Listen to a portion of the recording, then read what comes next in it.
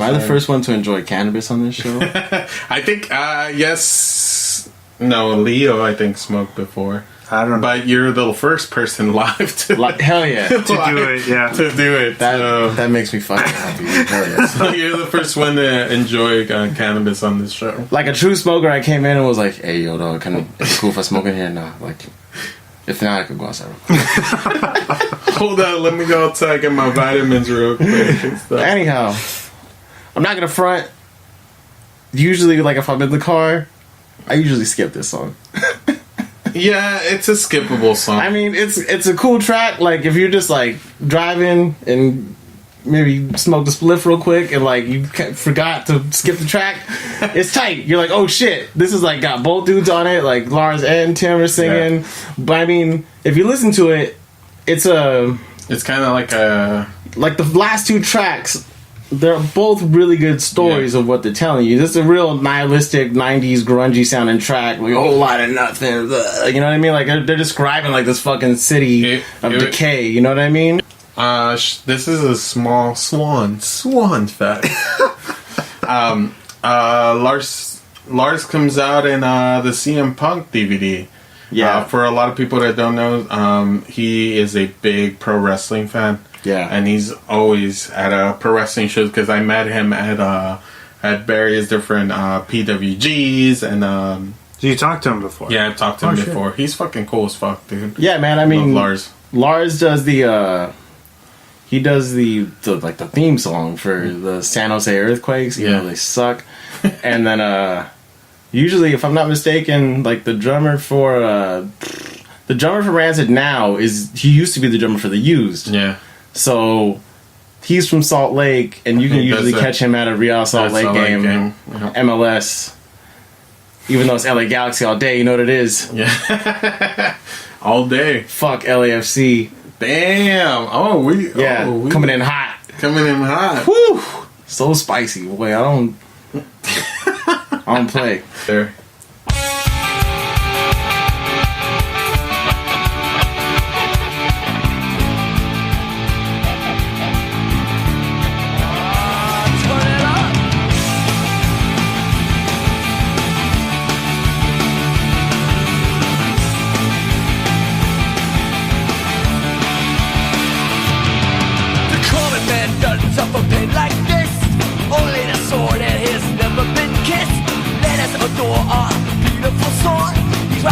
Rivers of Babylon. Oh, no, I should end up a freak on the brightness. See the sword I caught us folded up and I see a likeness. The corner eyes are lunar to the misery that's showing when you're brought up. You're caught up in a system that is going. No one answers, no one takes that call from you. No one answers, no one takes that call from you. No one answers, no one takes that call from you. Chunky man, tell me what your story is. Chunky man, tell me what your story is. Chunky man, tell me what your story is. Chunky man, tell me what your story is. Junkie Man. The next classic. one. Shout out to my family. Shout out to my... Shout out to the Logan Heights Junkie Man. Damn, that is true. Crossing the bridge in the Barrio Logan, seeing people do heroin. Were you with us that day? Yeah. Yeah, you've seen it. Yeah. But yeah, Junkie Man, it's cool. Like I said, good storytellers, bruh. Every time they'll paint a picture for you. Yeah, it's literally like it may be for somebody like a pop, like a regular punk song, but it really tells a pinch of story about a real junkie, you know, in this and which a lot of us have seen all these, and now that we're growing up, we're kind of like seeing old friends that we used to smoke weed with have morphed into certain junkies, and a lot of our friends have died of overdose and or have caused damage to other people's lives and stuff, and you know, it's sad. It's a sad thing, you know. But it's a part about growing up, seeing somebody fall from grace and getting up again, you know. Also, just like on a musical standpoint, like this was like another song that's kind of hitting you with like that real mid-tempo punk kind of vibe to it. Like, it's kind of a weird thing about this album. Like, Let's Go was really like It was just like fast paced and circle pit and like, you know, it like if you really, this is the first album where they kind of gave you like ska and like a little bit of a pop punk vibe. Yeah. And this was kind of like where some people fell in love with this band and some people kind of were like, I'm not fucking with this because this isn't tough enough. This isn't punk enough. You know what I mean? There's always kind of a weird thing when you were like, you would tell people like, oh, I really like Rancid. Either someone was like, hell yeah, or they'd be like you fucking poser. Yeah. Like Rancid. Blah. Like, but those guys were the real deal. Those guys had, were really street punk and all this stuff. Yeah, but they happen to like ska. They happen to like a lot of different genres and stuff. Like, you'd be surprised at how much stuff, like if you look through like people's fucking discographies, like is produced by Rancid. You know what I mean? Yeah. If you like the business, you like Rancid. If you like Dropkick Murphys, you like the producing of Rancid. Like those are the type of things that people don't really like think about with this band. You know? Yeah. Even Leftover Crack. Exactly. Like a lot of they were on Hellcat. Those were all Hellcat records. Hellcat, the Distillers.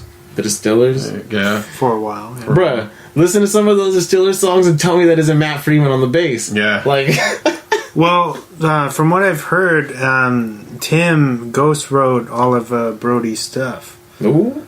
Yeah. Spilling tea. Yeah. All those lyrics that's Tim, which is nuts. Because she's pretty good, but apparently it's a lot. It's all Tim. I mean, it's a lot of Tim there. Tim Armstrong is a really good orchestrator, bro. He's done it to the point where he had his own band, and then just kind of had a bunch of people fill in and be like, "This is the Tim Armstrong band." Like, it seems like, and it's crazy because all he does is ska on the band. Dead Americans is tough. Honorary mention to that. Damn. Shout out! I give the messy pointing up to the sky, but also Junkie Man is kind of. It ends up telling the story of Tim because Tim battled with heroin addiction for quite a few years, and I think that led to a lot of different things. Like the different path in Rancid was because he struggled for so long being an addict or whatever. Yeah. So this kind of is maybe indirectly talking about Tim Armstrong.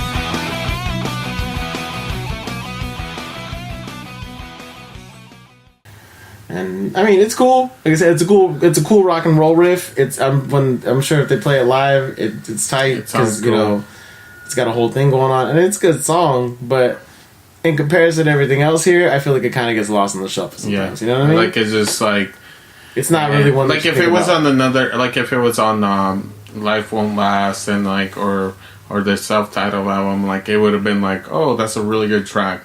But it's because it's in this album where it has fucking sick ass tracks. Yeah, dude. There's some songs in here that are just like shout out to Fools Gone Wild. Sick ass fools. Sick ass fools.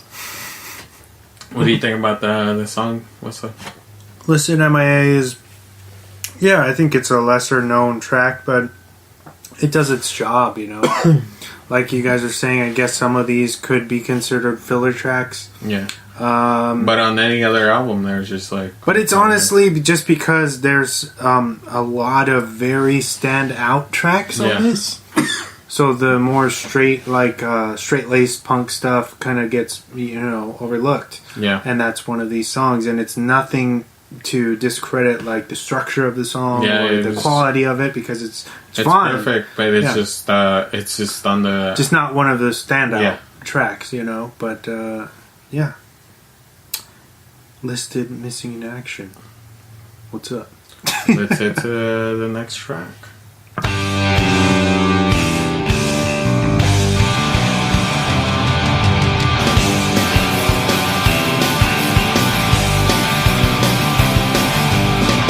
Echoes of reggae coming through my bedroom wall. Having a party up next door, but I'm sitting here all alone. Two lovers in the bedroom, and the other started to shine. Oh my God, it's this blank stare, and I cannot cloud it off. Destination now, ruby, ruby, ruby, ruby, Soho. Destination now, ruby, ruby, ruby, ruby, Soho. He's singing, and she's there in the hand. He's singing his name on the marquee, but she will never understand. Once again he's leaving, and she's there with a tear in her eye. Embraces with a warm gesture, it's time to say goodbye. Destination now. And now we get the iconic Ruby Soho. Ruby Soho. Well, a lot of people don't know was covered by No Effects, and that's split too. And by Jimmy Cliff. Jimmy Cliff. Yeah, the Jimmy Cliff cover is definitely one of my favorites. It's a little bit more rock steady, right? Yeah, it's rock steady, but it still keeps the tempo, and you know it's just a classic. I Nice. fuck with it. And then on that same album, Jimmy Cliff actually does a Guns the Brixton cover that's really tough too. So if you got the time to check those two out, definitely good. That I forget what the name of that album is, but honestly, that album in general, it was something that came out maybe like in 2012, 2013. Nice. Muy bueno. We finally get a standout track after 2 or 3 songs in between. And this is one of the, I guess it is a hit, but it's like one of the, like, it's like the further back one, you know? It's like one of the more punk hits off this album, you know what I mean? Like everybody knows this album. It's the Warped Tour anthem. It's definitely one of the ones when you go see them live that you expect them to play. Like, you know what I mean? Ruby Like, Soho. Like, yeah, it's you catch tight, yourself dude. yelling that. You know what I mean? It's a dope track. It tells you a little story. Always a good storytellers. Yeah. Wesley. All right, so Ruby Soho, I believe this was my my introduction into Rancid. This was the first song Ruby Soho. which kind of exposed me to them. My buddy, shout out to Jeff, aka Floorboy. Floorboy. I know he doesn't like being called that anymore, but shout out to him for sure. Floorboy. Yeah, he fucking in fifth grade.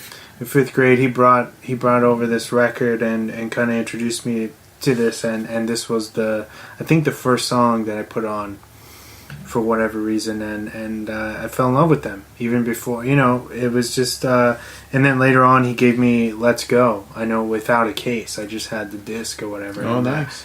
And that was my that's probably my favorite Rancid record, Let's Go. But going back to same. Going back to Ruby Soho, it's clean. It's got like that. It's punk rock, but it you know, you could play it in an arena and a sports game and shit, and it still works. And people are still gonna be like, It's just something about it is iconic. You got fucking Tim Armstrong's fucking, you know, his signature style of singing. From what I've heard, when you talk to him, he has no accent. He's a normal dude, and then he fucking he has the weirdest fucking accent in the world when he's singing. Yeah, it's weird, but I think that's what gives them, you know,